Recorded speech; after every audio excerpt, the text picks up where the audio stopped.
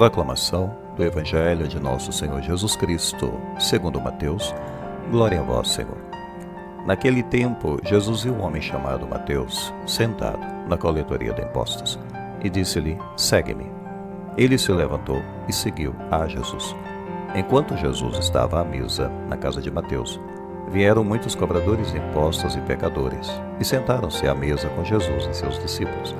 Alguns fariseus viram isso e perguntaram aos discípulos: por que vosso mestre come com os cobradores de impostos e pecadores? Jesus ouviu a pergunta e respondeu: aqueles que têm saúde não precisam de médico, mas sim os doentes. Aprendei, pois, o que significa: quero misericórdia e não sacrifício. De fato, eu não vim para chamar os justos, mas os pecadores. Palavra da salvação. Glória a vós, Senhor. Bem, caros irmãos, hoje celebramos essa festividade do apóstolo São Mateus, também conhecido nas Sagradas Escrituras como Levi. Foi um dos 12 apóstolos escolhidos por Jesus Cristo para ser seu discípulo e seguidor.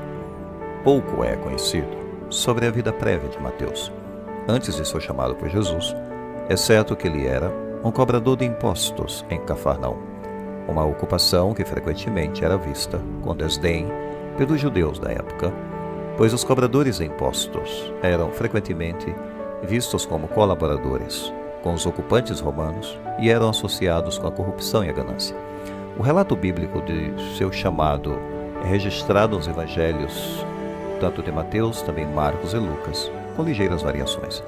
De acordo com o evangelho de Mateus, Jesus viu Mateus sentado na coletoria de impostos e disse-lhe para segui-lo.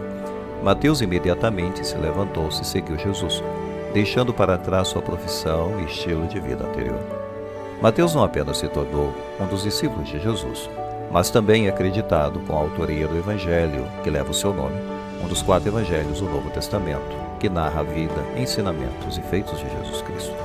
Sua decisão de seguir Jesus e seu subsequente papel como autor de um dos evangelhos são considerados eventos significativos na história do cristianismo. Hoje, nessa passagem, tirada do próprio livro de Mateus, retrata o chamado desse evangelista por Jesus e a reação dos fariseus ao fato de Jesus estar com cobradores de impostos e pecadores. Colocamos isso aqui entre aspas. E há várias lições que nós podemos tirar dessa passagem. Primeiro, o chamado. A história de Mateus é um exemplo claro de como Jesus chama as pessoas em situações comuns para segui-lo. Mateus era um cobrador de impostos, uma profissão desprezada, mas Jesus o viu, chamou e ele respondeu imediatamente. Isso mostra que Jesus não faz distinção de estado social ou profissão ao chamar as pessoas para se tornarem seus seguidores. Ele busca aqueles que estão dispostos a seguir e também a se transformar. Depois, a lição da compaixão, pois Jesus dá uma resposta aos fariseus que questionam a sua escolha de estar na companhia de certas pessoas. Ele afirma que veio para chamar os pecadores, não os justos. Isso ressalta a mensagem central de seu ministério: trazer a salvação e a redenção para aqueles que reconhecem sua necessidade espiritual. Jesus não julga, mas oferece misericórdia e oportunidade de mudança.